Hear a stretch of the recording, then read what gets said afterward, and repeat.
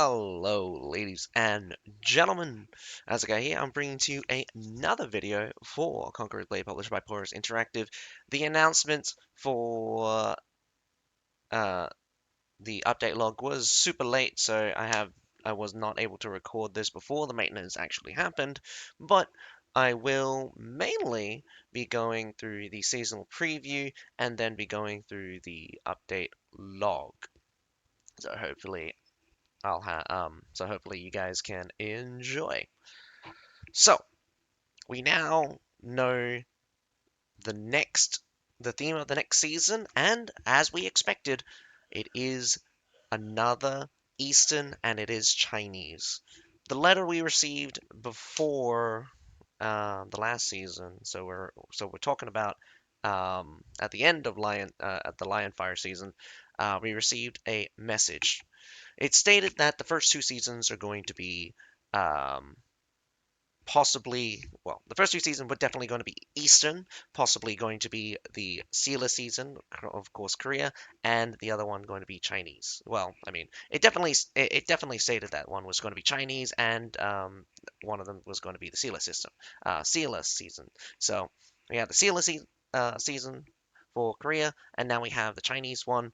Then we'll have two Western ones uh, later on for the year. So probably one before Christmas. Well, sorry. So we'll have one probably around the late November, and the final one just after or just before the New Year starts. But anyway, besides all of that, the season preview states from dust we rise. So that's what we're going with. 6 years of conquest forged in fire as Conqueror's Blade celebrates its 6th anniversary. Warhorn, ancient war horns echoes across the land once more. Um, so we got the season's pre-order is now live. I believe this is the sixth anniversary. Um, if we're including if we're including the beta period, because technically for me this should be only the fifth anniversary. I believe it came out in 2020. I think, and also it was normally slated for like earlier in the year.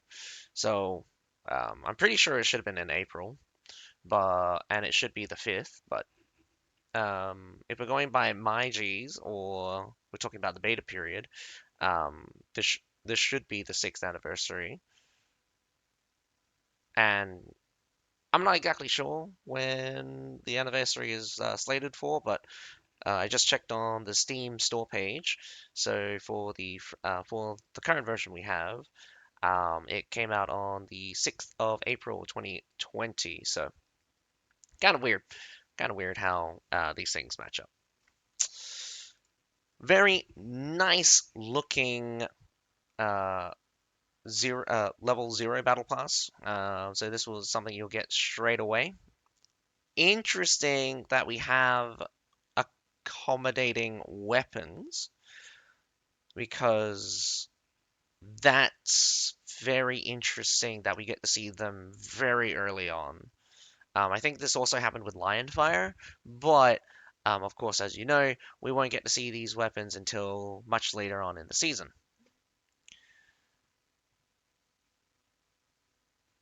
Obviously, I love the look of it. It's very quite standard. I think the only thing I'm upset with is the female leather bound section here. It's completely unnecessary, and actually I think it kind of ruins the look a bit. They should have just stuck they should have just stuck with the armor itself and probably just fashioned the same metal band. I think the addition of the leather and the accenting of the breast just kind of ruins the look here. Obviously, everything else being so similar, so the same. I've got no other complaints besides just that. Um, Weapon looks good as well. I think it looks a little bulky. That's about it. The handle in particular. We don't see the unit attire, but we do see. Sorry, we don't see the unit attire in the main picture, but we see it here. I think could have probably done a better job. I think kind of like the splitting of the top section to the mid section. Um, Probably in game is going to probably look nicer. I think it just looks a bit weird. I much like a lot of these plates and stuff. I wish they kind of had it rise up higher on the breast and had this like cloth section either be a separate part, something like a collar, so it comes out as a semicircle instead of it looking like it's part of the armor like that. So it'd be so it's like a layered cloth on top, kind of thing. But maybe that's just my inexperience with Chinese armor from the Qin Dynasty, I think, or wherever the terracotta comes from. The other thing I want to note is these pikemen. So I'm guessing we're going to get another pikeman unit. The 3-star season unit does look like to be some kind of ranged unit. We got the arrows. Does look like bow arms and thing, but we got this part here, which makes me think it's a crossbow. I think we'll see see the actual image later on. So the pre-order period is going from the 6th of the 5th to the 5th of the 6th to the 19th of the 6th UTC plus 8. Um, Obviously, if you participate in the in-game event, you can get 2 unlock orders, which will allow you to unlock the 3-star immediately.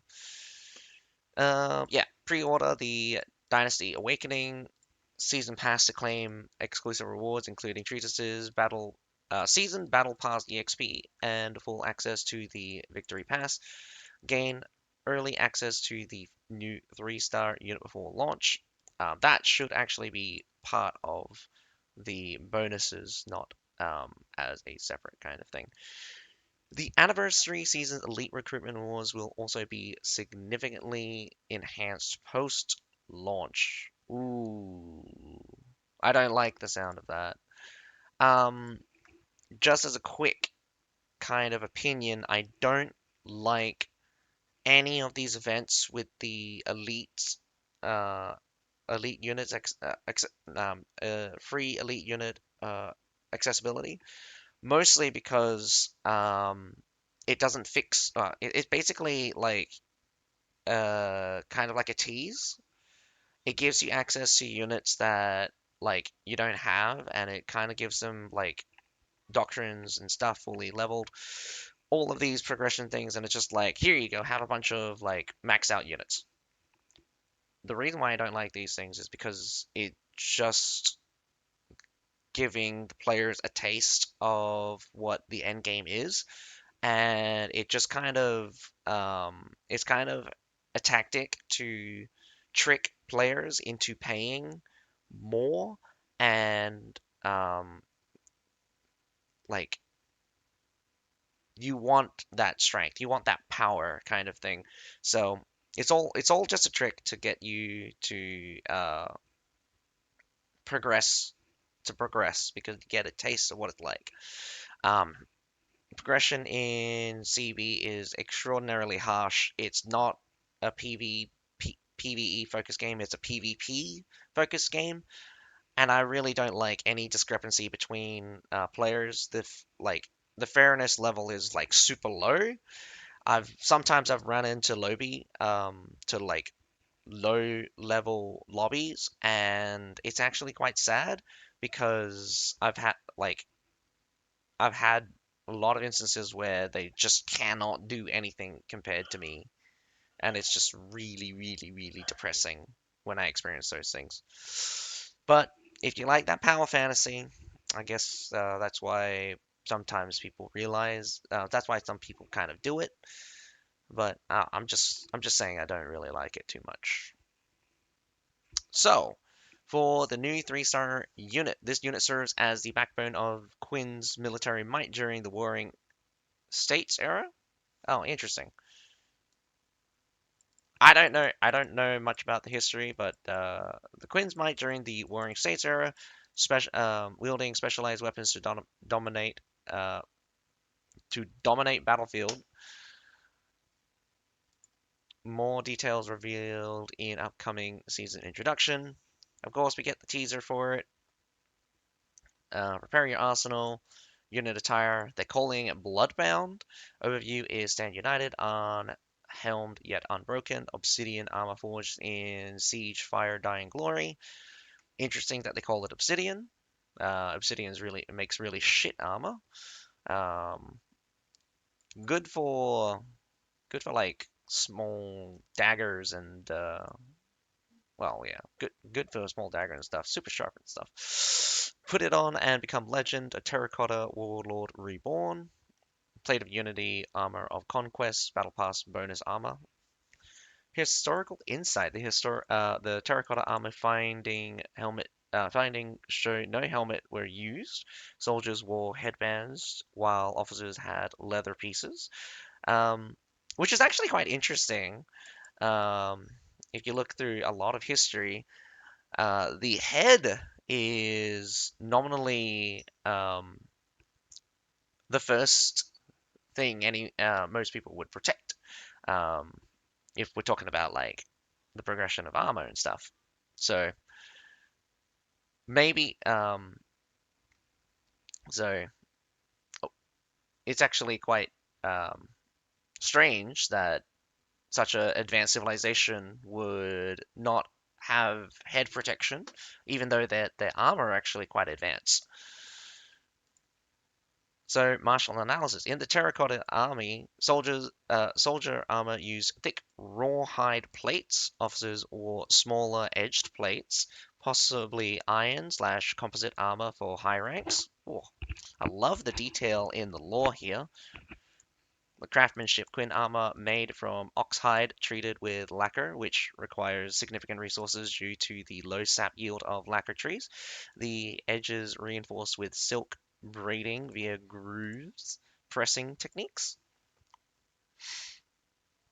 Now, I mean, what they did here, absolutely like amazing. I'm feeling like fantasy Chinese right now. This looks really cool.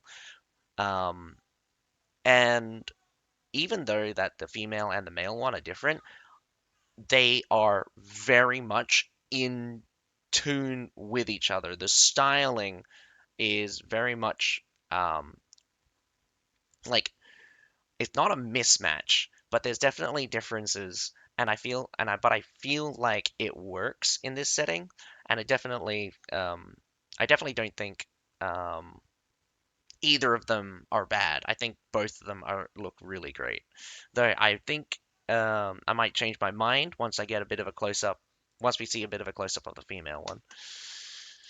So, Warborn overview: breastplates forged from shattered blades of foes. Oh, there's even more lore coming into this. Greaves layered like winter's bite, sealed Hangu press passes. When the great general marches in this armor, kingdoms fall like autumn leaves, all challenges forgotten. I'll be honest, this is probably a translation problem, but if this was probably in Chinese, I think this probably is supposed to be a poem. I have no doubt that this probably sounds much better in Chinese. Modular construction, upper guard. Oh, sorry. So the Art of War, Forge of Legend. So Battle Pass level 100 attire. So we actually do get an in-game trailer, which is great. Upper guard, chest and shoulder, and lower guard, abdomen and legs, with independent sleeve/skirt plating for mobility, curved plating conforming to human anatomy, some mass-produced via molds, an early standardization marvel. Functional design. Officers' leather war crowns blend combat-ready symbolism with status display, while soldiers' reinforced head wraps suggest hidden padding for impact absorption. But what though? They don't have a helmet, so what's the point of padding for impact absorption? I mean, if it's like the headband itself, it just makes no sense. Like, is the headband made out of metal? You'd think it would be. All right, so let's go open up.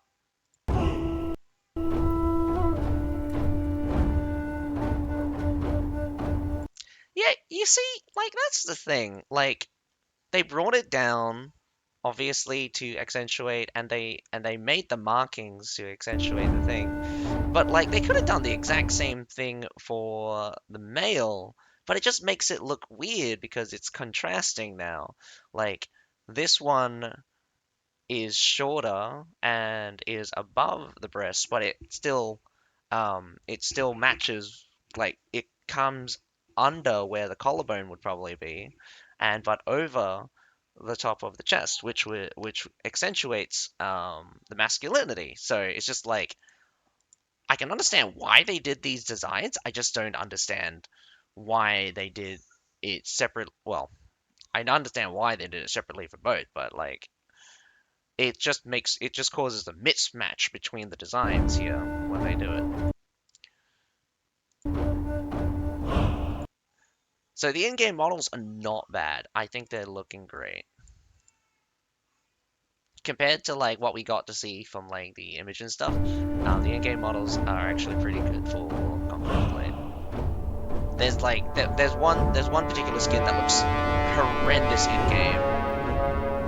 I like how we get a close-up of the weapon here. There's like so much detail in the weapon itself, but we won't even be able to get it until later.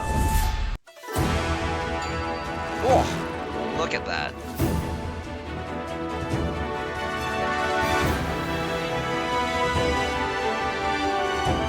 You know what?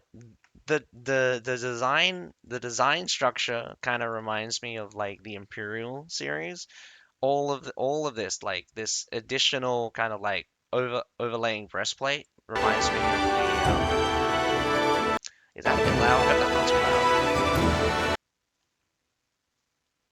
Like they did the same thing, but it's not as bad as the other one because like you got this huge breastplate on top.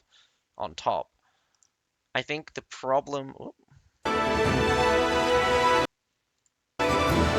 I think the problem here is that they um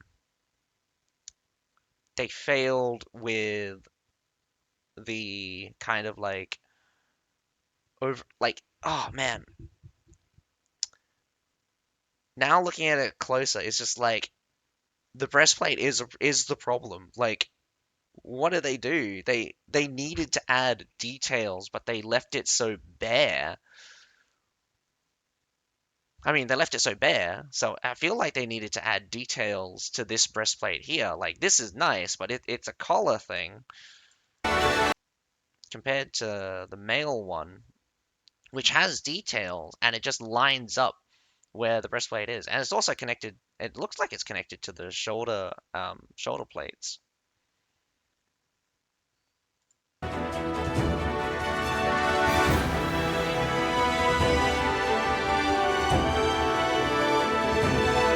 Oh, and they made it smaller, did they? Oh, they did. They made the belt smaller to accentuate the waist. All right. Um, twice they've done this breastplate wrong, and they've kind of like screwed up making it make sense here. Um, Obviously for like the Spartan ones, it made sense because like you didn't. I mean, we're talking about the spear and the shield and spear epic armor set.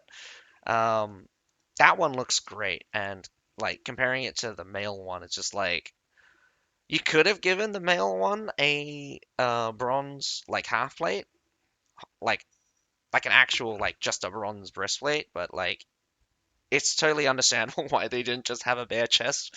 So in this case, because there is armor there, I think it would just look very much better if you just um, took away the added accentuation for those breastplates and just had the armor realistically shine for itself. But no hate for any of the efforts. It's just my opinion on those things. If you guys like the female versions as it is, like that's also your guys' opinions. I can't stop you from liking things, but I think they did really well this time with the male versus female armor. Very much the same tone, and very much got great style for both of them. A little bit of a mismatch between the first one because of how contrasting it is, but it still works for the 100 one. So um, not bad. A big improvement, I think. Anyway, we got new server registration. Join. So it opens on the 6th at, obviously it's already pat. Oh no, it opens today in about 8 hours. Join the Dynasty Awakening Dynasty new server pre-launch event to claim permanent epic title, the Black Jade Vanguard. Uh, one 10 battle hero EXP card, one 10 battle unit EXP card. The permanent hero tire Daidochi and bronze coin times 50,000. Um, I think the Daidochi is existing. I think it's actually a blue attire. I'm not entirely sure though. Might be we've seen this before. Definitely this is not like a brand new attire. I'm just not sure if it's acquirable for everyone. Anyway, they're just basically giving you a free attire. It looks good. Don't get me wrong. It's definitely probably similar to the Legionnaire armor, if I remember correctly. The Daidochi, I'm pretty sure it's in game. Could check. Well, I mean, could be wrong as well. And it just says more reveals at CBL Global Finals on June the 8th. So it's going to be on the Sunday. So if you guys want to see that, probably they'll probably have like a trailer release. Whew. So that's interesting. So we got the update log for June 5th. Dynasty Awakening. Obviously, event time goes from June 5th to June 19th. Sorry, I didn't go through the APAC June 5th. There's no point actually. We already got all those conversations. So what's the go? More about the thing. The return of the Onslaught mode. Participate in the mode directly through J Onslaught. You can switch between challenge mode and endless mode there. Onslaught is available for a limited time. Harangs, Tiger Fist, and Silly Guards are joining the battlefield. New tactics are introduced. Traits effect fully updated, and several new battle scenarios have been added for a more challenging experience. Gameplay introduction. Battle rule. Bring a unit that can be operated by heroes to participate in the battle. The battle is divided into multiple rounds. Each round consists of a deployment phase and a battle phase. At the start of the deployment phase, all units and hero statuses are reset, fully restored, and a certain amount of leadership are provided as funds. During the deployment phase, players can consume leadership to deploy or upgrade units. The battle phase begins once deployment is complete. During the battle phase, if one side's units are entirely defeated, the round ends and the next round deployment phase begins. Victory condition. Both sides have a certain amount of morale, not moral, morale. At the end of each round, the losing side will have their morale deducted. If the enemy's morale reach 0, the player wins the game. Conversely, if the player's morale reaches 0, the game is lost. Talent system. Complete an onslaught battle to earn talent points. Spend talent points to unlock new abilities that aid in completing the game.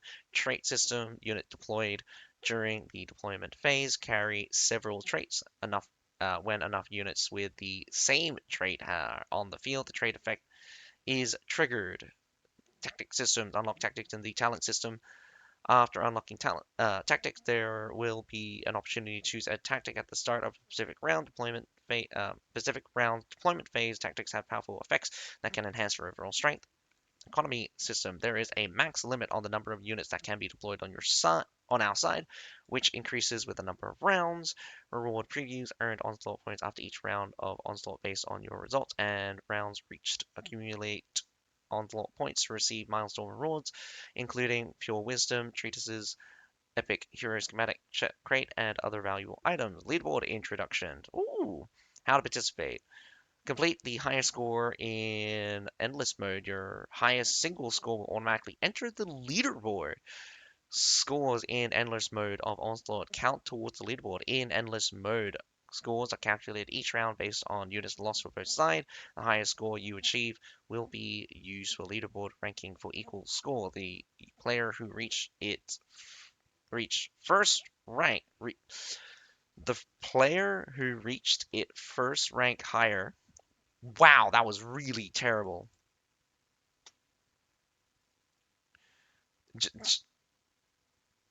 The highest score you achieved will be used for scoreboard ranking.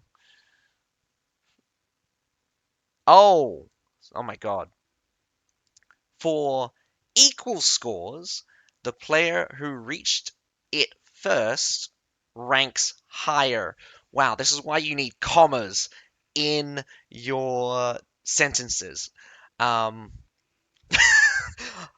it's not a bad translation. I just read it wrong.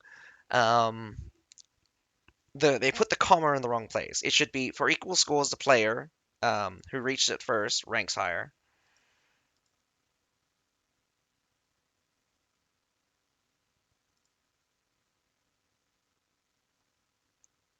Okay, maybe I'm just bad at English and grammar, but like I feel um I feel like there needs to be a pause between first and ranks.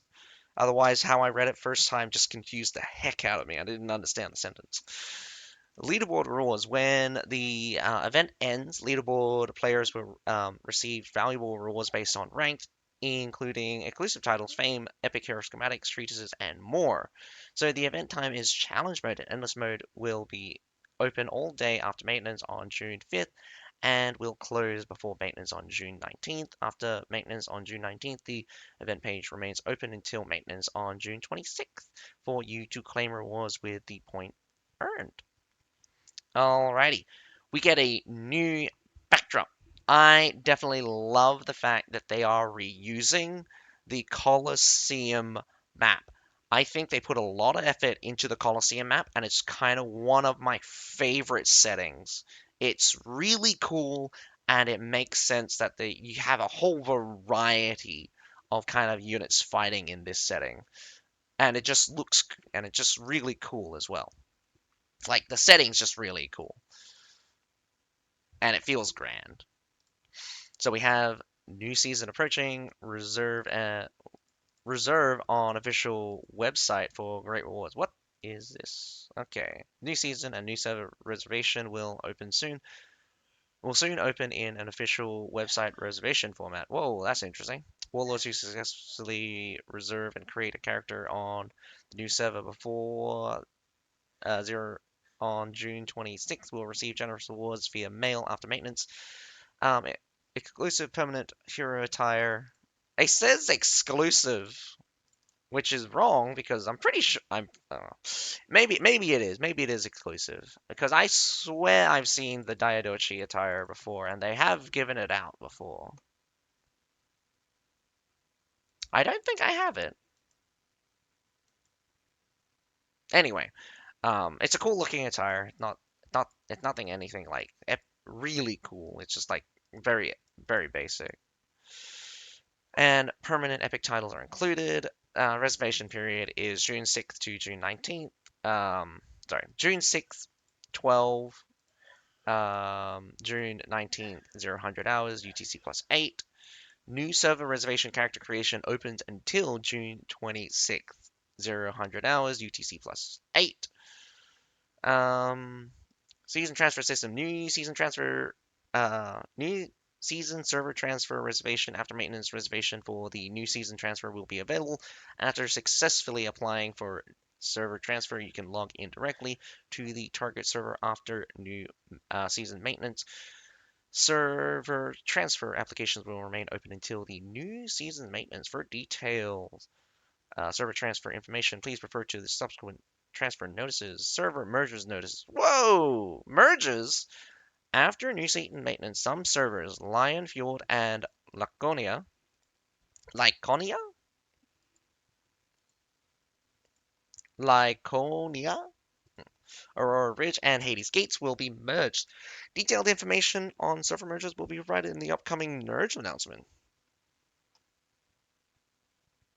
Honestly, I don't understand why they don't merge all of the Asia servers already. We have six servers. We have six servers on the Asia one, and how they're not merged is beyond me. You can at least merge the first three together. Lotus Ash Sea, yeah, Lotus Ash Sea, Dragon Island, and Jade Rock Creek. You could definitely merge those three together. I think you could merge the newbie servers together. I think 4 and 5 you can merge together, or you could merge 3 and 4 together and have uh, definitely 1 and 2. I don't think 5 and 6 needs to be merged. I don't think five. I think 5 will have its first season out of being a growth server. I think. It's not a newbie server, it's a growth server. I think this will be the first season it's out of like the whole growth server thing. I think the sixth one is going to be in the growth. It's going to be in the growth phase, and we had the seventh one. No, oh my goodness. I think I think the Korean one is number 7. So that one's newbie server. So both 5 and 6 have been growth. So like 5 should definitely be merged. Um, so 5 and 6 could be merged actually. So that would work. Or maybe not. All right, some other bug fixes and optimization. I think everyone kind of knew what was going to happen. Like, obviously, units come up and kind of shine in the light a little bit. So, fix an issue where the Iron Cap's Archer's skill arrow ray may not display after interacting with supply point. This is a very classic issue with a lot of units, especially older ones. Sometimes when mounting the supply point, for some reason it changes state. So some skills disappear when they're in this particular state. In this case, it's the Iron Cap's Archer's arrow rain, so that's funny. Fixed an issue where the attack range of Smachi and Stalwart's brace was abnormal. For me, this is how their brace has always been. It literally hasn't changed for me. Um, their brace has always been like pike length. Um, I think this is an issue with I think this is also an issue with Spear Sergeants and Demez Spearmen, where their actual attack range is longer than the visual. Um, Now I think they fixed it so that the visual matches up, but I've never seen it like this before, where the actual image. I mean, I hope it's a, like a really. I hope it's a. Oh man, it's a really bad image as well.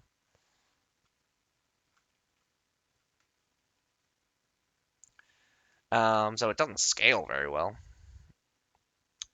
Um, Always just very surprised by like exactly how far they extend the pike. But essentially, what happens is that like they're holding the middle of it, and then when they thrust, the spear just slides in their hand automatically. Honestly, I would not have done it this way. I think it would have been made so much more sense to kind of like cut, like not have that, just have the thrust of the spear just be just be the thrust itself, so they didn't get any unnatural length.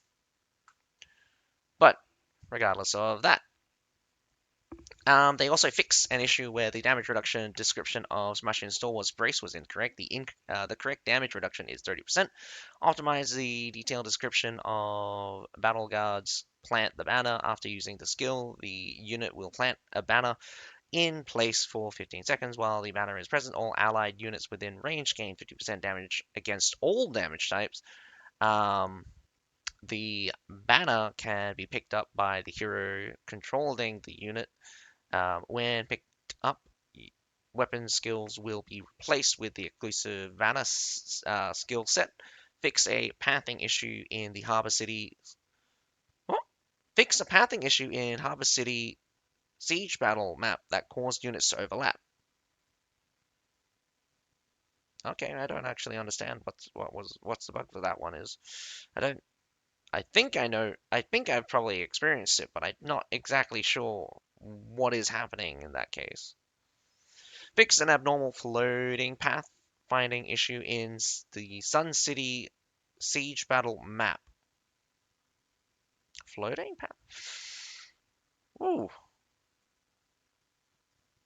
not sure what that one is either. Fix an issue where the in-game language setting did not function correctly in certain cases. After the update, if the language option had not been changed in-game, the game will use the launcher's language setting. If the language setting has been changed in-game, the display language will follow the in-game settings. Fix an issue in the all or nothing map where the icon state was not correctly displaying. It's bad English here now. Displayed for units with masteries. Or no, it's not bad English. I'm just reading it wrong. Fix an issue in the all or nothing map where the icon state was not correctly displayed for units and for units with mastery. Yeah, I'm just not reading that right. Optimize the season's exclusive doctrines expiration notice. After expiry, you will receive a reminder via in-game mail. That's your special doctrines, so or your leadership one in particular. Um, so yeah, that is both the new season preview and the update log. So, one thing I do want to say, Stalwarts really, really strong. They are meta. And I actually am surprised that I didn't consider that they would just go straight into meta, even though I kind of expected them to have a knock-on effect where they just start performing really well. I kind of underestimated just how close they were to being strong. The fact that they're in the meta kind of like um, demonstrates that they didn't actually need that much. But um, in reality, the total increase in combat performance for Stalwarts was probably over 50%. Um, I think my math here is wrong, but I think I'm underballing it when I say 50%.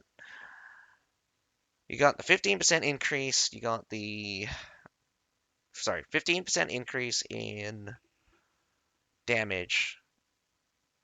I think roughly around about 20% increase in health.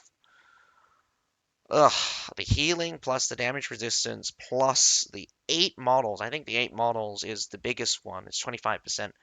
Um, oh, and yeah, no, I did the exact same. I did the exact same calculation issue with the Coggle monks. It's not 25. The model increase it is 25%, but the combat increase is not 25%. So, um, it's actually 1525 if I'm doing that right. Anyway, um, or 1625.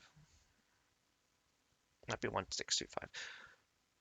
Anyway, stalwarts are based probably twice as strong in reality or twice um, their combat power is probably twice as much according to how I calculate things. So it is probably much stronger than I probably gave them credit for in the PTR. And it really is realistically the combination between their attackiness and damage. And I am not one for to ask them to be nerfed to fix this issue. I think them being meta is healthy because they're a much more stable unit to balance around. The only problem is that I don't like the healing and I don't like the hyper focus on brace. If the unit had a more rounded profile in some of its other forms, especially for advance and their attack mode, they actually have a special attack mode. So I'm really upset that they kind of left that out. Like, definitely should have been something that they gave as a kind of, well, giving it a look at the very least. Well, besides all of that, I hope you guys are excited for the new season. We're getting another crossbow unit, so um, which is actually kind of weird because we also got the feather crossbowman for the dynasty. So um, it's going to be really funny, but I'm going to expect crossbows, tier 4 polearm units, and probably a cavalry. Um, I wouldn't be surprised if it's something like that. I think a tier 5 cavalry again is probably what we should expect. Um, as much as I hate it, we have so much tier 5 cavalry. Cavalry being tier 5, like, people love cavalry. I don't understand why, but I hate cavalry. People love it. We're going to get another tier 5 cavalry. And apparently, the changes to the brace, I think, is going to be very problematic if they don't fix anything for this new cavalry or they don't introduce a new kind of mechanic. Is if they keep it the same, it's going to have this phasing issue. It's going to have too much damage. Going to and it's just going to roll through units like they're made out of paper. I just hope that whatever this polearm unit they're introducing, maybe it's going to be good against cavalry, the new cav at the very least, and good against infantry. Because I don't like the idea of counters in a sense that units only are considered in a matchup sense. Because units definitely have, or should have, pros and cons, depending on how they're supposed to be used, what weapons they have, and what abilities or what attacks and abilities they have access to.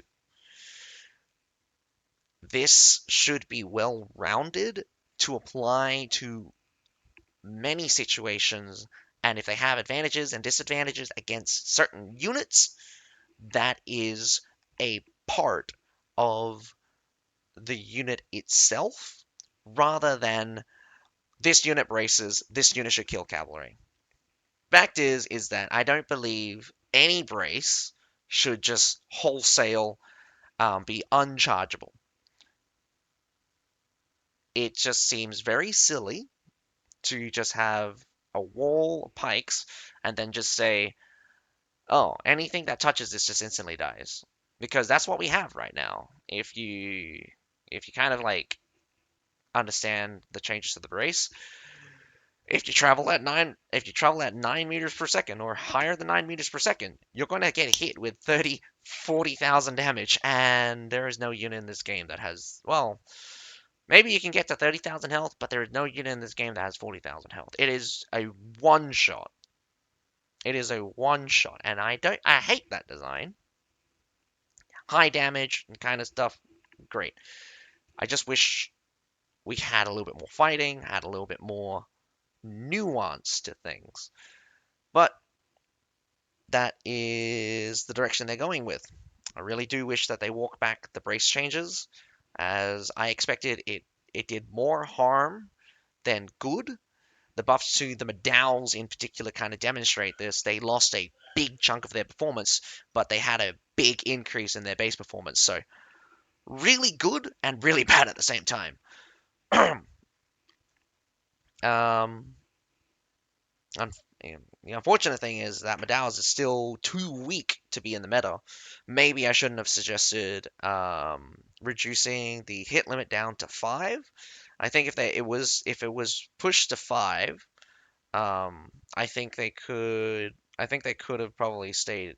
I think they could have probably reached meta level.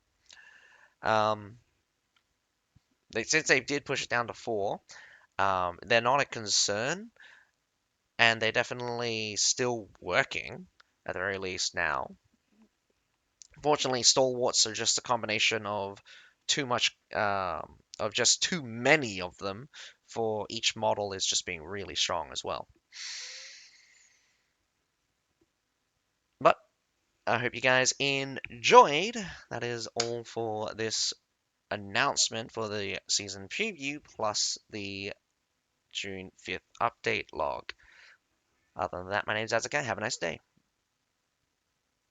Bye for now. I don't know why I paused there.